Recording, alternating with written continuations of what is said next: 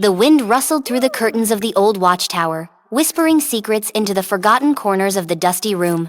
Sunlight spilled through a crack in the stone wall, casting a golden stripe across the wooden floor, where a strange object stood tall and proud, a mirror, framed in silver vines that shimmered even in shadow. It did not look dusty like the rest of the room. Its glass gleamed as though freshly polished, and its frame sparkled like moonlight on water. Every morning, birds flew past the tower without a glance, but this morning, a raven paused mid-flight. It hovered outside the arched window, cawed once, then darted away into the clouds. Down below, the forest rustled with stories untold, while the village children played tag between the trees, never daring to step near the stone path that led to the tower. No one remembered who had built it or why it was forbidden, only that the grown-ups always said, "Stay away from the mirror tower." But things were about to change. Deep inside the woods, a girl named Lynette chased her little brother Bram through the thicket, laughing as twigs snapped beneath their feet. They'd wandered farther than usual, chasing the last golden butterfly of summer. It fluttered past the mossy trees and disappeared through a gap in a stone wall. Bram pushed through first, vanishing from sight. Lynette froze. The air suddenly felt colder. The trees no longer whispered playfully but stood silent like statues. Then she saw it. The tower. Its top reached above the tallest pine, and its stones shimmered as though dipped in silver dust. The mirror inside waited, silent and still, for the children had come, and its lies were ready to be told. Lynette hesitated at the edge of the clearing.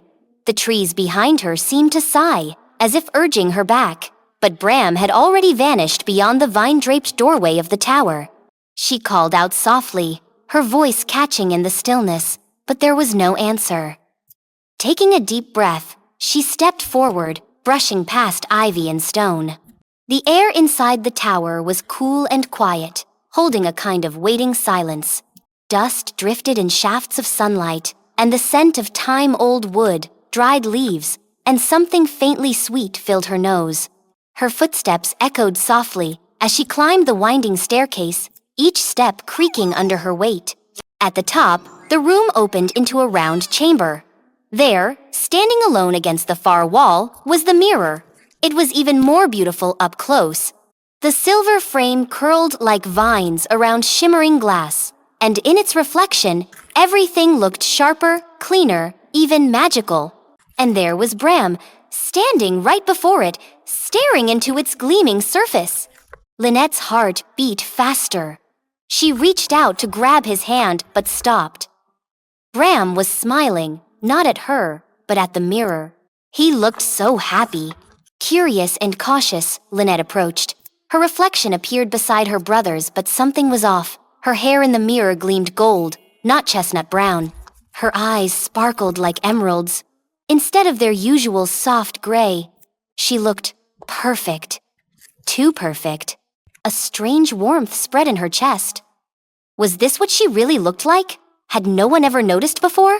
Bram tugged at her sleeve, pointing at the glass with wide eyes. Then, without a word, he turned and ran back down the stairs.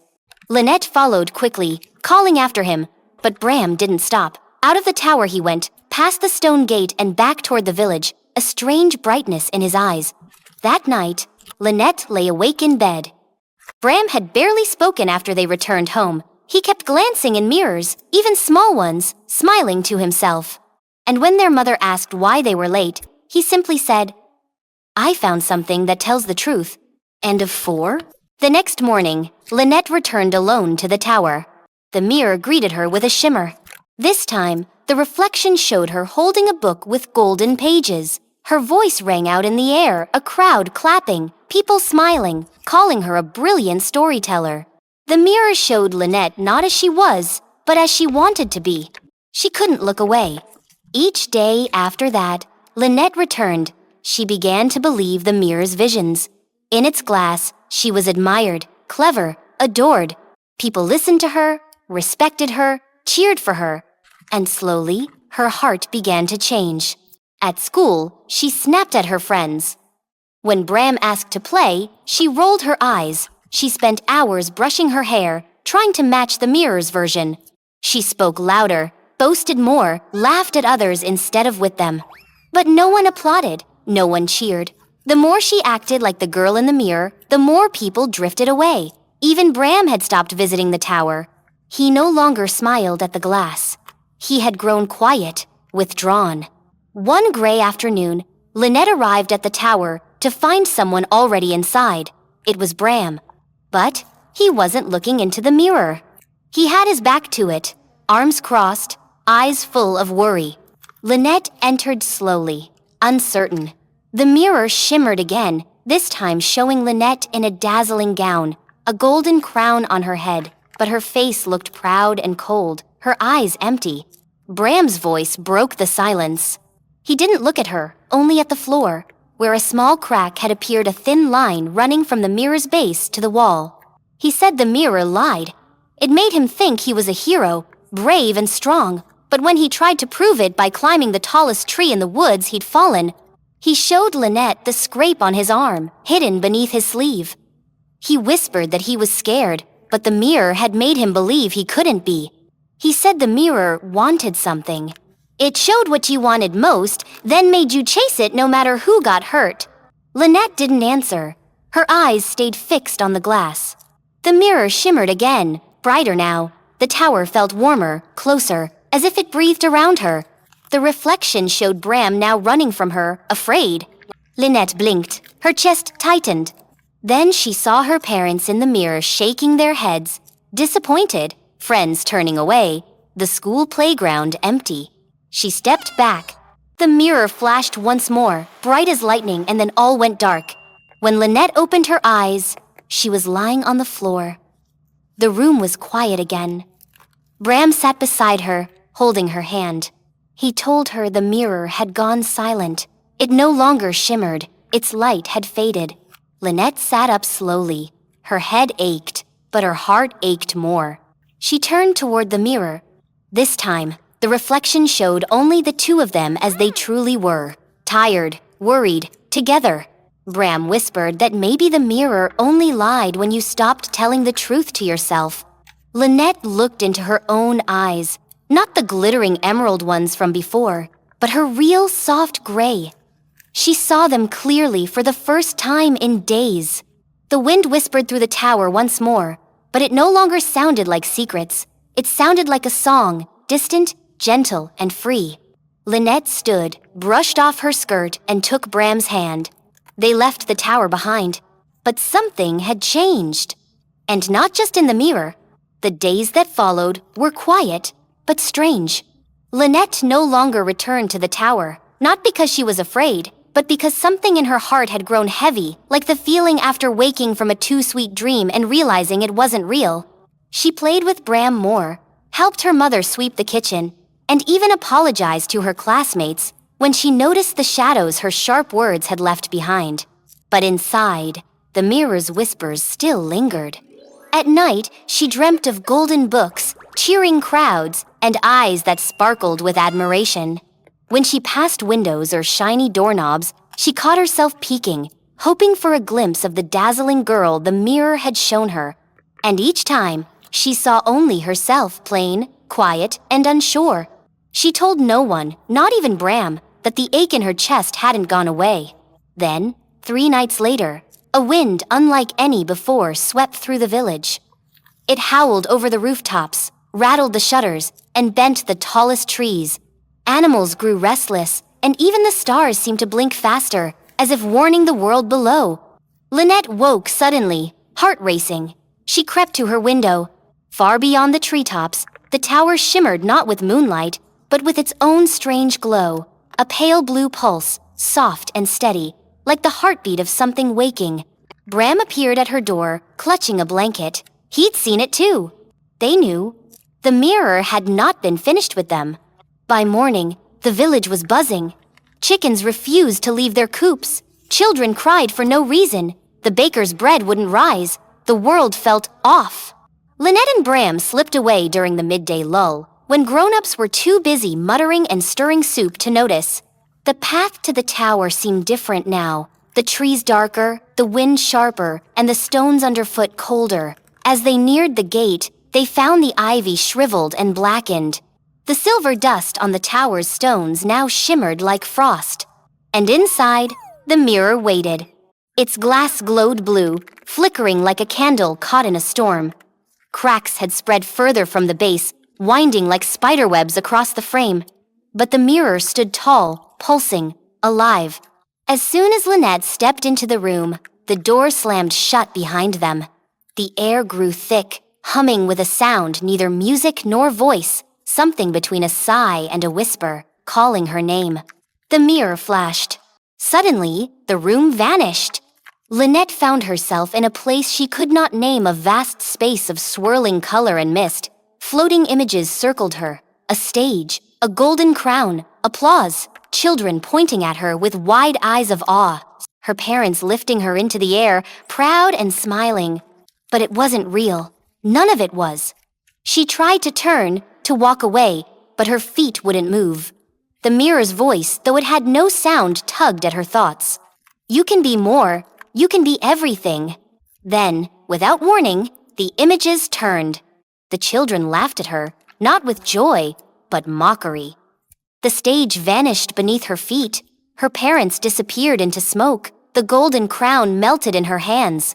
Lynette cried out, and suddenly she saw herself, the mirror version, standing ahead of her, the perfect girl, with golden hair and emerald eyes. The girl who always had the right words, who never failed, who was always loved. The girl stepped closer. Her lips did not move, but her eyes spoke. You were nothing before me. Do you really want to go back? Lynette's breath caught. Her knees shook.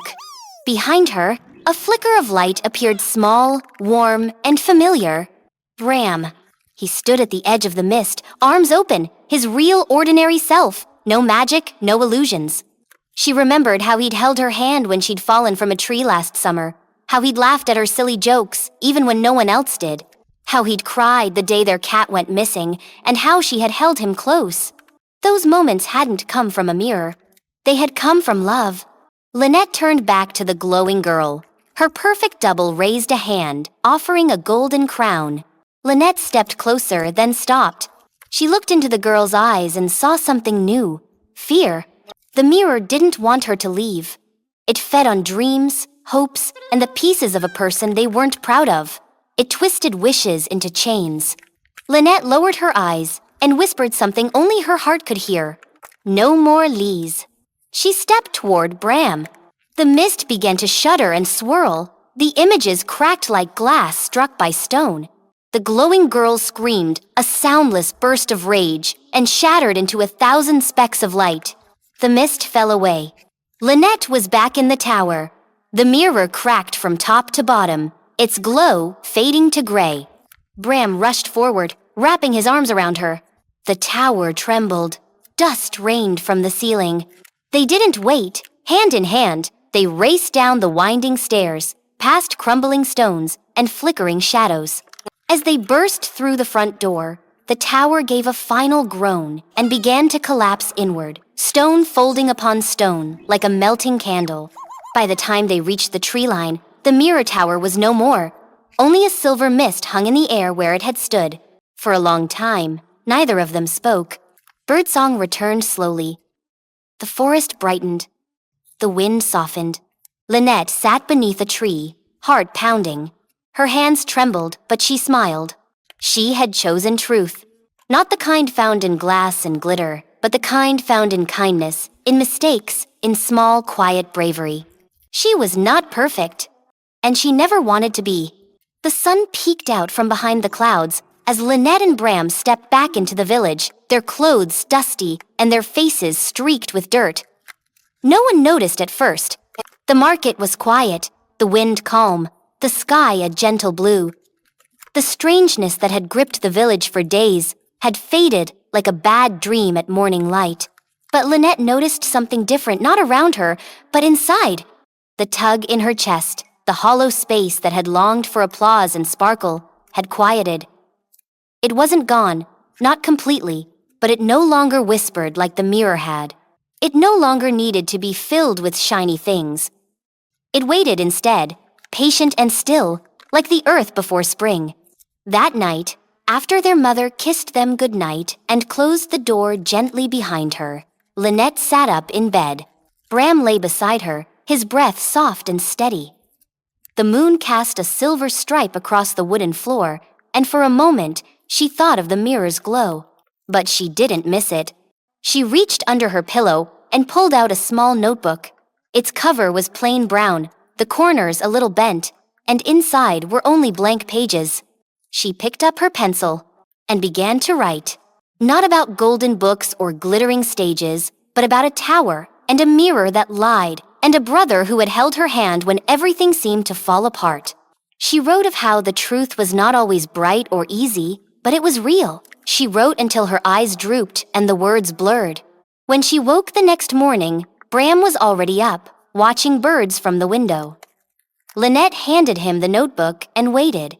He read slowly, his lips moving without sound. Then, he looked up and smiled, the kind of smile that didn't need any mirror to feel magical. That day at school, Lynette noticed things she hadn't seen before. Jessa, the quiet girl who always sat alone, had painted a tiny flower on her pencil case. Toby, who stuttered when nervous, was building a tower of sticks at recess, carefully placing one after another. Even Bram, younger and smaller, had helped the art teacher carry boxes without being asked. None of it was shiny. None of it would be in a mirror. But all of it was real. And so she began to listen more. She told Jessa her flower was beautiful. She asked Toby what he was building. She cheered when Bram raced across the playground. And slowly, like petals opening under sunlight, her world began to bloom. One afternoon, Lynette stood at the village square, watching the wind dance through the leaves. The baker's daughter skipped by, humming, and the librarian waved from her doorstep. It felt like the world had exhaled, as if the mirror's strange pull had finally left. But Lynette knew better. She could still feel the memory of it, the shimmer of wanting, the sharp edge of almost believing she was better than others, the ache of not being enough. And so, she carried the memory carefully, like a pebble in her pocket. Not to hide, but to remember. So she could recognize it the next time a mirror or anything like it tried to tell her who she should be. She never told the villagers what had happened at the tower. Some things, she thought, were meant to be kept quiet and safe, like wildflowers in a secret meadow. But she did tell stories. She wrote and drew and dreamed, not to be praised, but because stories made her heart feel full. And when other children felt small or invisible, Lynette sat beside them and listened. Not to fix them, not to change them, just to let them know they were seen, just as they were. One autumn evening, Bram asked if the mirror had been magic. Lynette looked at the stars above and answered that it had been, but not the kind that made things appear or disappear. It had been the kind of magic that twisted truth, that took what people wished they were and made it feel more real than who they truly were. And that kind of magic, she said, was not good at all. Bram nodded slowly, then asked if another mirror might be hiding somewhere, waiting. Lynette didn't answer right away. She thought about the way reflections followed people everywhere in puddles, spoons, shiny windows. Not magic ones, no, but still, reflections that showed only what eyes could see. Not the kindness someone carried, not the bravery in their quiet choices, not the love in the way they held a hand. So she told Bram that even if another mirror appeared, they'd know what to do, because this time they would remember what the last one had taught them, that no mirror could ever show who a person truly was. Only their heart could do that. Years later, the children in the village still played near the woods, but none ever found the silver stones of the tower again. The path had vanished, overgrown with moss and wild roses. Some said it had never existed, that it was just a tale told on stormy nights. But in one small home near the edge of the forest, a shelf held a plain brown notebook, now full of stories. And beside it, in a frame made of twigs and ribbon, was a simple drawing, a tower, 2 children, and a broken mirror lying in a field of flowers. And on quiet nights, when the wind rustled the trees and the moonlight danced across the floor, Lynette would smile. Because she knew the truth. She had lived it. Moral of the story: true beauty and worth come not from what others see, but from the kindness, honesty, and courage we carry inside ourselves. Even the most magical mirror cannot reflect the heart.